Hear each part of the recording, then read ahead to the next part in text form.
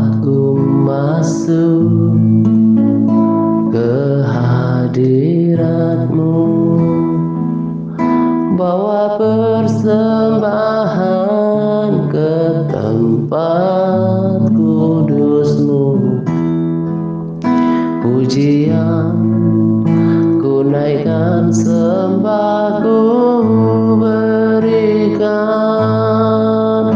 bagi-Mu, Allah yang mulia. Kau layakkan-Ku menghampiri-Mu, melihat tata kemuliaan-Mu Tuhan. Pujian ku naikkan, sembah ku berikan bagi-Mu, Allah yang mulia. Oleh kuasa darah-Mu, Kau telah tebus dosaku.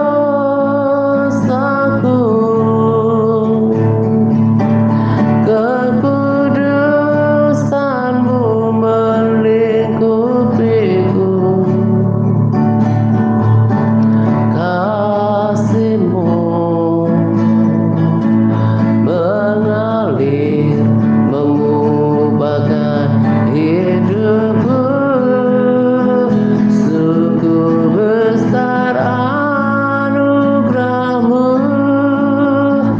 Kau selamatkan hidupku.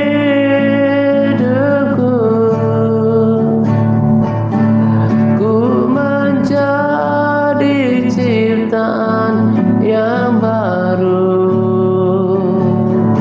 oleh kuasa darah-Mu.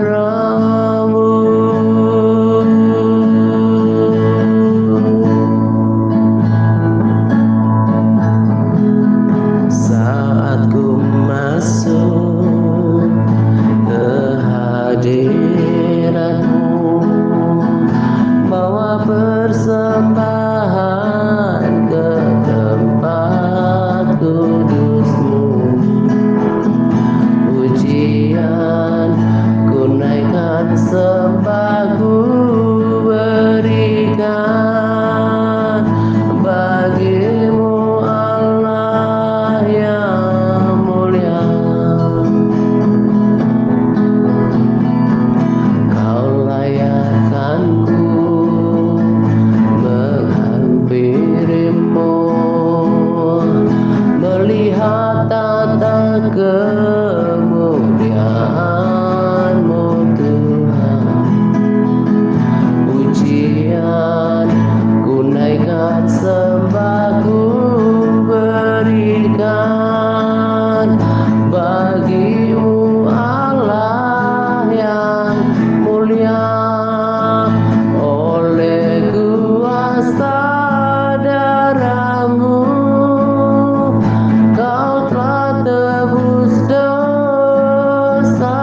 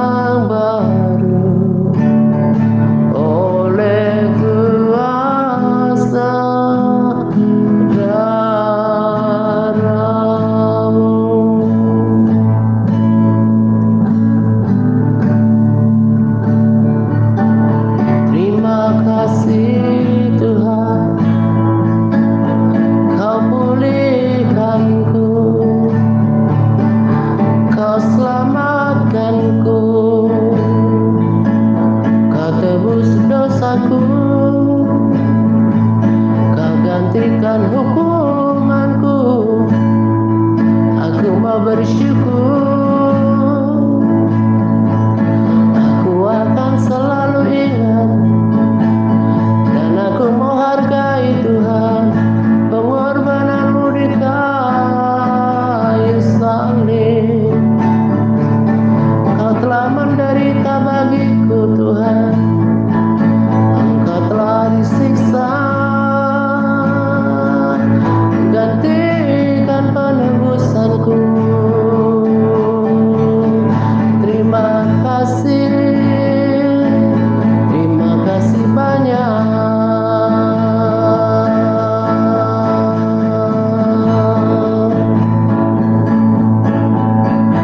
So here I bow to lift you high, Jesus, be glorified in all things. For all my life I am yours, forever yours.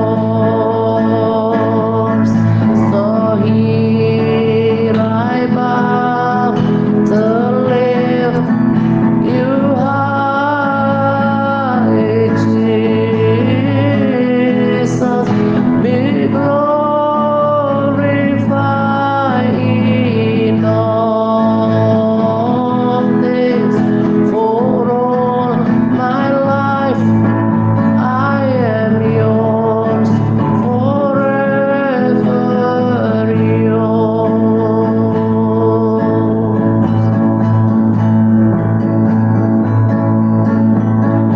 So here I bow to lift you high, Jesus, be glorified in all things. For all my life I am yours, forever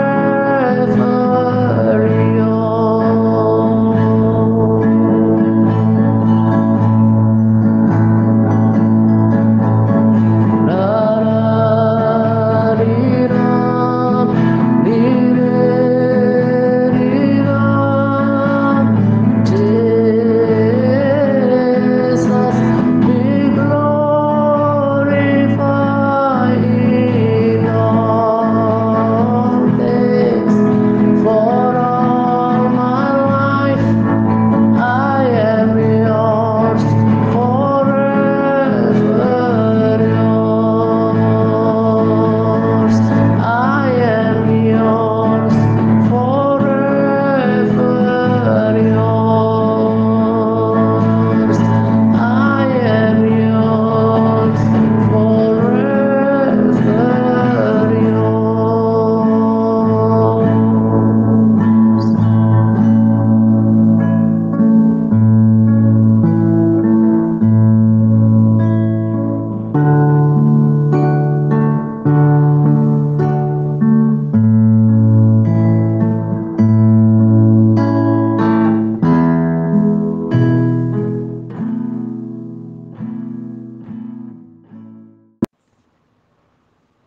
Shalom, selamat pagi Pak Atta, selamat pagi para sahabat terkasih semua. Pada kesempatan ini, saya ingin menyampaikan sharing daripada modul 8 bagian E tentang hal berdoa. Dan sebelum saya menyampaikan sharing, saya ingin menyampaikan terima kasih yang sebanyak-banyaknya untuk hambanya Pak Atta dan juga para tim admin yang telah memberikan kesempatan untuk saya untuk memberikan sharing hari ini. Nah, sekarang saya akan memulai sharing saya tentang hal berdoa bagian E. Sebelum saya memulainya, saya ingin membacakan hal berdoa di dalam Matius 7 ayat 7 sampai 8. Ayat 7, mintalah maka akan diberikan kepadamu, carilah maka kamu akan mendapat, Ketoklah maka pintu akan dibukakan bagimu. Ayat 8. Karena setiap orang yang meminta menerima, dan setiap orang yang mencari mendapat, dan setiap orang yang mengetok baginya pintu dibukakan. Amin. Nah, berbicara tentang berdoa. Kita yang sudah di dalam komunitas ini sudah tidak asing lagi dengan berdoa ya. Apalagi seperti di dalam grup kita, kalau pagi selalu bertegur sapa, selamat pagi, selamat berdoa pagi, dan kalau malam juga begitu. Jadi hal berdoa ini sepertinya untuk kita yang sudah biasa melakukannya pasti udah tidak asing lagi. Tetapi di sini saya ingin menekankan sedikit bagaimana dan sudah berapa konsistennya kita melakukan jam-jam doa kita yang teratur setiap hari, at least seperti yang diberitahu oleh hambanya Pak Atta, minimal 2 kali dalam 1 hari, pagi dan petang. Seperti di dalam kitab Kejadian, orang Israel yang diminta untuk memberi persembahan ucapan korban pagi dan petang. Tapi kalau orang Israel, mereka kan kalau korban itu harus ada korbannya dengan mengorbankan binatang, dan kalau untuk kita sekarang korban pagi dan petang kita itu seperti ucapan syukur, mazmur kita bagi Tuhan di dalam doa-doa kita. Nah, seberapa banyak orang Kristen yang mau berdoa? Karena kebanyakan orang yang di luar sana, seperti yang kita ketahui kan, memang malas berdoa. Saya kesaksian sedikit. Bukan kesaksian ya, saya ingin cerita sedikit tentang diri saya juga. Memang saya Kristen dari kecil, tapi di dalam keluarga saya itu bukan keluarga yang diajarkan untuk berdoa, dan saya pun sebenarnya tidak pandai untuk berdoa dengan kata-kata yang manis, dengan mengucapkan kata-kata yang bagus untuk didengar. Tapi sekarang sejak bergabung di dalam komunitas ini, saya mulai belajar, dan puji Tuhan belum sempurna sih, tapi ya bolehlah ya. Seperti yang kita ketahui juga, kita kan bermacam-macam orang yang sudah dikumpulkan dalam komunitas ini, dan bermacam ragam perangai-perangai kita, tapi semuanya diubahkan oleh firman Tuhan dan tak lepas juga dari tuntunan hambanya Pak Atta. Nah, saya tertarik dengan hal berdoa ini karena berdoa suatu hal memang yang dahsyat, suatu hal memang yang power untuk kita aplikasikan dalam kehidupan kita. Kenapa? Karena ya seperti saya rasakan sendiri, dari situlah kekuatan kita. Dari situlah sumber sukacita yang sejati. Benar seperti apa yang dikatakan hambanya Pak Atta. Damai sejahtera itu nggak boleh ditukar dengan apapun. Nggak boleh dibeli. Cuman dalam doa-doa kita yang kita naikkan kepada Tuhan, disitulah sumber damai sejahtera kita, kekuatan kita, pengharapan kita yang sesungguhnya. Dan mengapa orang Kristen banyak yang bermasalah dengan hati, marah-marah, kecewa, putus asa? Kenapa? Karena mereka tidak datang kepada Tuhan dalam doa-doa mereka. Karena firman Tuhan jelas mengatakan, mintalah maka akan diberikan kepadamu. Carilah maka kamu akan mendapat. Ketoklah maka pintu akan dibukakan bagimu. Orang Kristen banyak nggak meminta. Orang Kristen banyak tidak mencari. Mereka mencari penyelesaian di luar sana. Mereka nggak datang kepada Tuhan. Justru karena mereka mencari penyelesaian di luar, mereka makin kecewa, makin kepahitan. Karena Tuhan juga berkata kan, marilah datang kepadaku semua yang letih lesu dan berbeban berat. Nah, ketika berbeban berat, kita lemah, pada siapa kita datang? Justru disitulah kita harus datang sama Tuhan dan mengungkapkan semua apa yang ada dalam hati kita. Kita itu pun sepatutnya kalau berdoa itu bukan, Tuhan juga nggak minta kita harus dengan kata-kata yang enak didengar atau kata-kata yang tersusun rapi. Enggak. Tuhan itu lebih daripada itu. Dia itu dekat sekali. Kita cukup mengungkapkannya seperti kita berbicara dengan sahabat, seperti ngobrol curhat dengan sahabat. Nah, seperti itulah kita datang kepada Tuhan. Dengan air mata pun Tuhan mengerti apa yang kita alami saat itu. Nah, yang menjadi masalahnya, kita nggak datang sama Tuhan, kita nggak minta penyelesaian, nggak minta kekuatan daripadanya, justru disitulah kita semakin terpuruk. Dan Tuhan itu kalau berbicara nggak muluk-muluk ya, nggak banyak-banyak.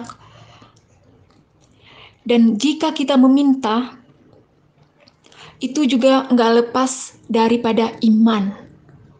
Karena ketika kita udah berdoa dan percaya dengan iman bahwa kita udah menerimanya dan itu akan diberikan kepada kita. Saya tertarik karena sekarang saya lagi baca firman Tuhan di dalam kitab Markus. Saya tertarik dengan iman seseorang yang lagi saya baca di dalam Markus 2 tentang seorang orang lumpuh yang disembuhkan. Bagaimana imannya yang begitu teguh, kuat sehingga menyentuh hati Tuhan dan dia disembuhkan. Nanti saudara baca di dalam Markus 2 bagaimana orang lumpuh itu disembuhkan. Di sini saya baca ayat-ayat yang utama aja. Markus 2 ayat 4. Tetapi mereka tidak dapat membawanya kepadanya karena orang banyak itu. Lalu mereka membuka atap yang di atasnya. Sesudah terbuka, mereka menurunkan tilam tempat orang lumpuh itu terbaring. Ayat 5. Ketika Yesus melihat iman mereka, nah di sini, ketika Yesus melihat iman mereka, berkatalah ia kepada orang lumpuh itu, "Hai anakku, dosamu sudah diampuni." Nah, ketika kita juga ingin meminta sesuatu daripada Tuhan, Tuhan akan melihat iman kita. Nah, di sini orang lumpuh ini memiliki iman yang luar biasa, sehingga walaupun orang sudah banyak berkumpul dan tidak dapat memasuki ruangan tersebut, mereka tidak kehabisan akal dan mereka membuka atap bangunan tersebut dan menurunkan orang lumpuh itu dari atas. sehingga Tuhan Yesus melihat iman mereka dan menyembuhkan orang lumpuh itu. Tuhan Yesus tidak berbicara banyak kepada mereka. Dia cuma berkata, "Hai anakku, dosamu sudah diampuni." Nah, ketika kita datang kepada Tuhan dalam doa-doa kita, Tuhan melihat sebelum kita mengutarakan masalah kita, permintaan kita, Tuhan melihat iman kita juga. Dan Tuhan tahu apa yang kita rasakan saat itu. Dan saya juga tertarik di dalam Markus 5, di mana Tuhan Yesus membangkitkan anak Yairus yang sudah mati ketika itu. Di dalam Markus 5 ayat 35. Ketika Yesus masih berbicara, datanglah orang dari keluarga kepala rumah ibadat itu dan berkata, "Anakmu sudah mati, apa perlunya lagi engkau menyusah-nyusahkan guru?" Ayat 36. Tetapi Yesus tidak menghiraukan perkataan mereka dan berkata kepada kepala rumah ibadat, "Jangan takut, percaya saja." Nah, begitu lembutnya dan manisnya kata-kata Tuhan Yesus yang mengatakan, "Jangan takut, percaya saja." Apa kita bisa di dalam permasalahan terkadang yang begitu berat, apa kita bisa merasakan jangan takut dan kita apa boleh cuman percaya aja gitu? Tetapi jelas Tuhan berbicara dengan jelas dan begitu manisnya. Dia berkata, dan dia tidak banyak berkata-kata. Dia cuma berbicara, "Jangan takut, percaya saja." Saya begitu terharunya dengan rema ini, sehingga saya ingin membagikannya juga kepada kita semua di sini. Tuhan Yesus itu lebih daripada sahabat. Dia begitu dekat. Nah, disinilah pentingnya kita untuk berdoa. Dan seperti yang hambanya sering sampaikan, kita tidak boleh selalu mengasihani diri kita sendiri. Memang masalah itu gak akan pernah selesai, gak akan pernah gak ada dalam hidup kita. Tapi disinilah Tuhan ingin kita lebih dekat, lebih datang kepadanya. Karena apa? Kalau kita nggak datang, kita akan makin terpuruk, kita akan makin liar. Seperti yang di dalam 1 Tesalonika 5 ayat 17, tetaplah berdoa, berdoa, berdoa. Karena berdoalah komunikasi kita sama Tuhan. Apalagi sih yang kita inginkan dalam hidup ini? Saya juga sering mengingatkan diri saya. Dalam doa saya bilang sama Tuhan, "Tuhan, apalagi sih yang saya inginkan dalam hidup saya? Semuanya saya sudah ada." Di sini saya bukan berarti untuk menyombongkan diri ya. Bukan berarti saya berkelimpahan. Saya juga orang yang kekurangan. Bukan berarti saya kaya atau apa. Cuman sekarang dalam doa-doa saya cuman ingin lebih sering meminta diberikan hati yang mau taat, hati yang mau takut yang kudus, menghormati kekudusan Tuhan, mengasihi Tuhan. Dalam doa-doa saya selalu katakan itu. Kalau untuk berkat sih, Apa sih, kalau kita udah taat, apa sih yang Tuhan nggak bagi untuk kita? Tuhan juga kan nggak sampai hati untuk menahan-nahan berkatnya kalau kita udah taat.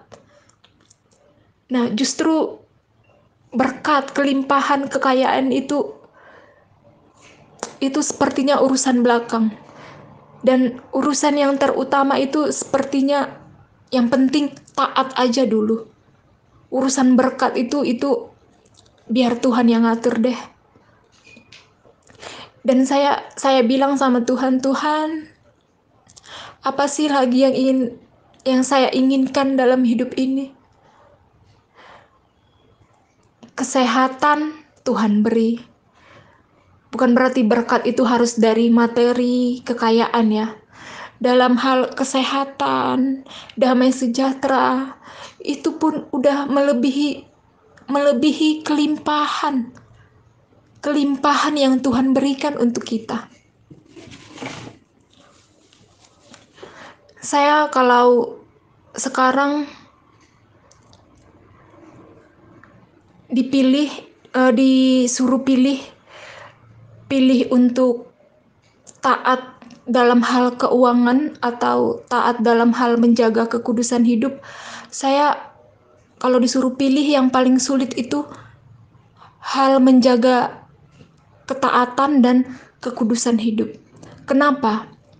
Seperti yang saya bilang di waktu-waktu lalu, kalau masalah kekudusan keuangan itu bukan berarti karena saya bekerja atau tiap-tiap bulan saya menerima gaji ya, tapi kalau dulu mah memang waktu saya bekerja untuk memberikan perpuluhan dan memberikan buah sulung itu terus terang saya masih berat sekali. Masa sih harus memberikan buah sulung? Terus saya mikir, terus untuk uang makan apa? Untuk uang belanja apa? Untuk kirim ke kampung apa? Saya masih mikir itu. Tapi ketika saya menerima gaji, saya untuk persembahan buah sulung, saya langsung niatkan, dan persembahan persepuluhan saya pun langsung bagi. Itu kalau ada duit sih tinggal bagi aja. Bukan karena ada ya, tapi saya pun bukan berasal daripada keluarga yang kaya atau keluarga yang mewah. Saya pun orang yang susah juga dan berkekurangan. Tapi kan kita mau belajar taat, mau belajar mengasihi Tuhan, dan kita kan sudah sama-sama belajar firman Tuhan bagaimana kita untuk taat dalam hal keuangan dan kekudusan hidup. Di sini saya kalau disuruh pilih, saya lebih susah untuk memilih daripada menjaga kekudusan hidup. Karena kita masih hidup di dalam daging, dan daging kita ini sangat lemah. Seperti firman Tuhan yang berkata di dalam Matius 26. Matius 26. Sebentar ya, saya cari dulu dan saya bacakan untuk kita semua. Di dalam Matius 26 ayat yang ke 41. Nah, Matius 26 ayat 41. Berjaga-jagalah dan berdoalah supaya kamu jangan jatuh ke dalam pencobaan. Roh memang penurut tetapi daging lemah. Roh memang penurut tetapi daging lemah. Ya, roh kita memang menurut, tetapi daging kita lemah. Di dalam menjaga kekudusan hidup, daging ini memang memberontak. Ketika kita ingin marah, ketika kita ingin membalas sakit hati kita kepada orang lain, ketika kita sudah mengerti kebenaran dan tidak ingin membalas sakit hati kita kepada orang lain, tapi daging ini ingin selalu memberontak. Nah, begitu juga di dalam kehidupan kita setiap hari dalam menjaga kekudusan hidup. Kita dituntut untuk menjaga seluruh hidup kita, perkataan, pikiran. Itu sangat sulit sekarang dan perlu perjuangan yang ekstra. Nah, disinilah kita perlu datang sama Tuhan dalam doa-doa kita untuk diberi kekuatan melawan keinginan daging kita agar hidup kita berkenan kepada Tuhan. Dan Tuhan Yesus juga berpesan untuk kita selalu berjaga-jaga dan berdoa agar kita tidak jatuh ke dalam pencobaan. Di dalam Filipi 4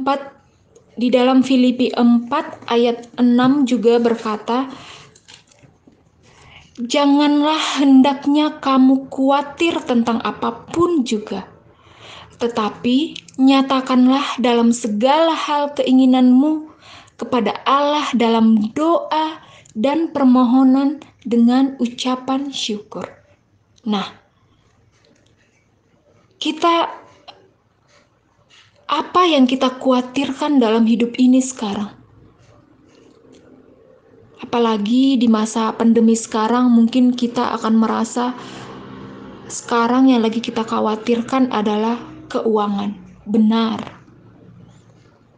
Tetapi hendaknya sekarang kita khawatir tentang keselamatan kita. Seperti firman Tuhan yang berkata di dalam Filipi 4 ayat 6. Janganlah hendaknya kamu khawatir tentang apapun juga. Nah, tentang apapun juga. Tuhan sudah berpesan, kita tidak perlu khawatir tentang apapun juga. Tetapi nyatakanlah dalam segala hal keinginanmu kepada Allah dalam doa dan permohonan dengan ucapan syukur. Nah, ini yang menjadi masalahnya. Tuhan sudah berpesan, kita tidak perlu khawatir. Dan kalau apapun yang kita inginkan, kita nyatakan sama Tuhan dalam segala hal keinginan kita, dalam doa dan permohonan dengan ucapan syukur. Seberapa banyak di antara kita saat ini yang boleh mengucap syukur dalam keadaan sekarang? Pandemi gak habis-habis, namun kebutuhan tetap harus dipenuhi. Seperti yang saya dengar tentang kesaksian hambanya Pak Hatta yang mengatakan, beliau tidak pernah risau walaupun dengan pandemi sekarang. Karena apa? Karena hubungannya baik dengan Tuhan. Saya mau belajar dari itu. Bukan berarti saya ingin mengejar berkatnya Tuhan. Berkat itu belakangan. Kalau kita udah taat, berkat yang mengejar kita. Nah, disinilah kita harus bersyukur walau apapun keadaan kita. Dan di dalam doa-doa kita, apapun yang kita alami, kita harus belajar untuk mengucap syukur.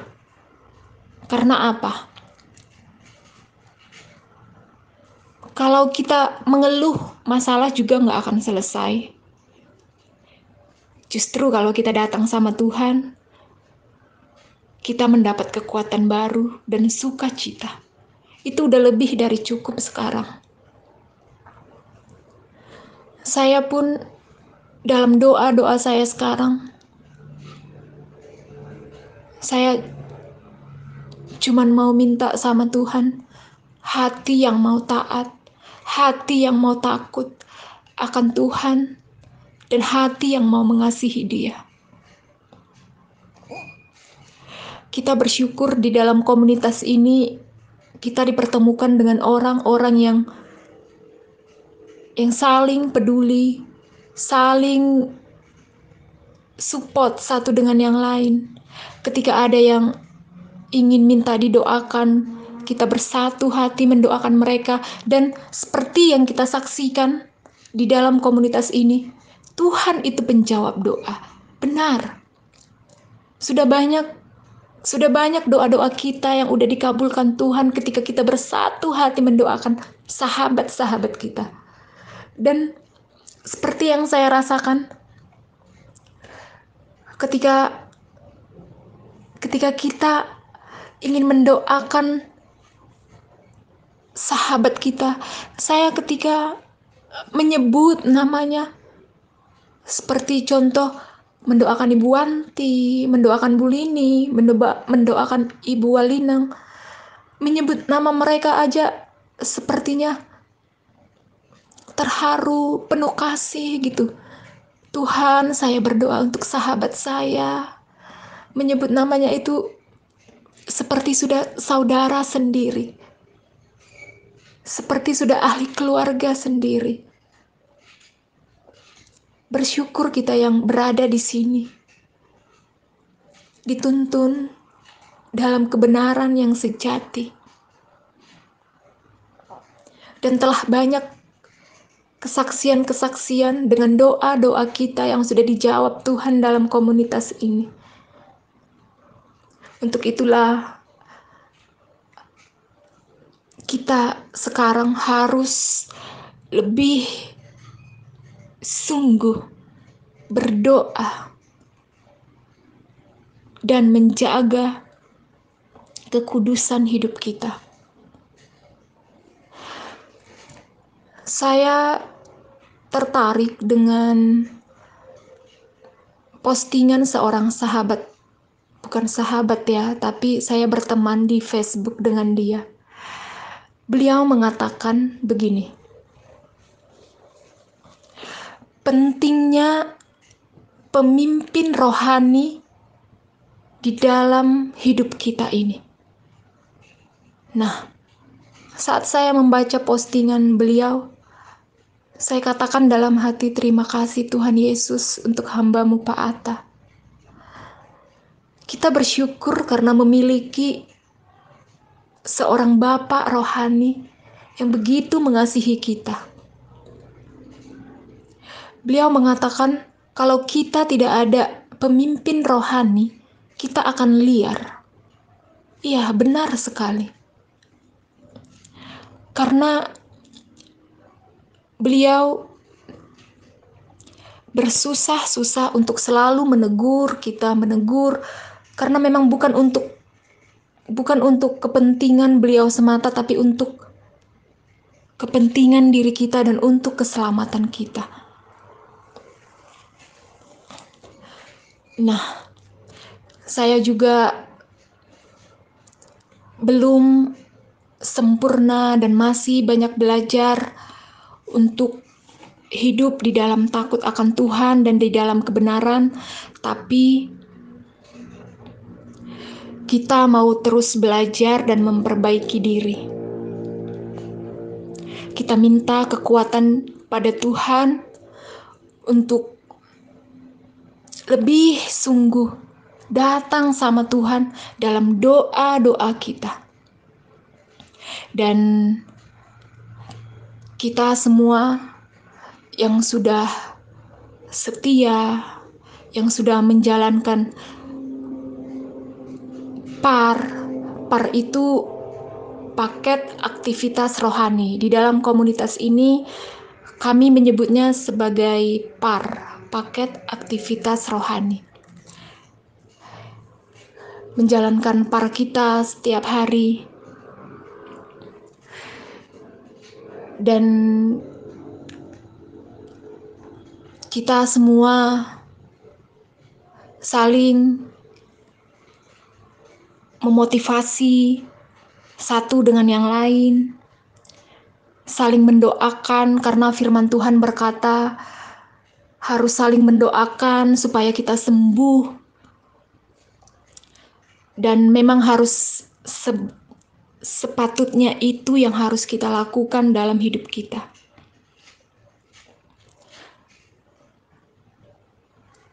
Karena ada kan sebuah lagu yang berkata yang sebab doa mengubah segala sesuatu.